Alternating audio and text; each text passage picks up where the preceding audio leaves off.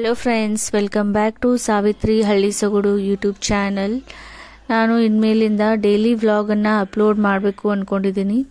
So ಇವತ್ತು Friday, ಬೆಳಗ್ಗೆ ಎದ್ದ ಕೂಡಲೇ ನಮ್ಮ ಗುಬ್ಬಿನ ಸುತ್ತಾಡೋಗಿ ಬಿಡ್ತಾ ಇದ್ದೀವಿ. ಸೊ ಅದಾದಮೇಲೆ ಮನೆಯೆಲ್ಲ ಕ್ಲೀನಿಂಗ್ ಆಯಿತು.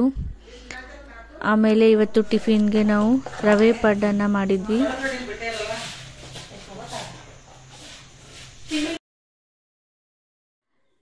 ಟಿಫಿನ್ ಎಲ್ಲ ಮಾಡಿ ಮುಗಿಸಿದಾದ್ಮೇಲೆ ಮಧ್ಯಾಹ್ನ ಅಮ್ಮ ಇವತ್ತು ರವೆ ಉಂಡೆಯನ್ನು ಮಾಡಿಡ್ತಿದ್ದಾರೆ. ಸೊ ಸುಮ್ಮನೆ ಹಾಗೆ ಮನೆಯಲ್ಲೇ ತಿನ್ನೋದಕ್ಕಾಗಿ ರವೆ ಉಂಡೆಯನ್ನು ಮಾಡಿಡ್ತಿದ್ದಾರೆ. ಆಮೇಲೆ ಈವ್ನಿಂಗ್ ಟೈಮಲ್ಲಿ ಮಳೆ ಬರ್ತಿತ್ತು.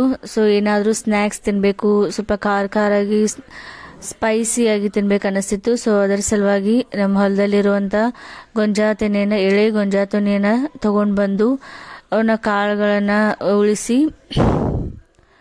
ಅದರದ್ದು ಗೊಂಜಾ ತೆನೆ ಚೂಡಾನ ಮಾಡಿದ್ವಿ.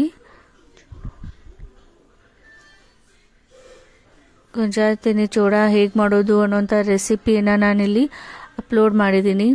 ಸೊ ಪೂರ್ತಿ ವಿಡಿಯೋನ ನೋಡಿ ಹೇಗೆ ಮಾಡೋದು ಅಂತ ಗೊತ್ತಾಗುತ್ತೆ.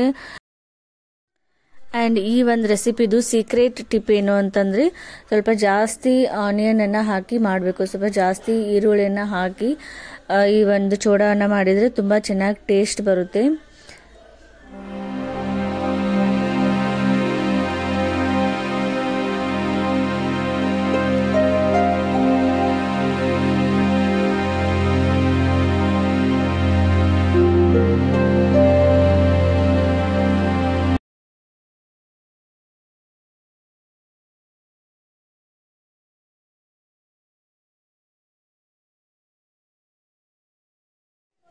Thank you for watching my YouTube channel. Thank you.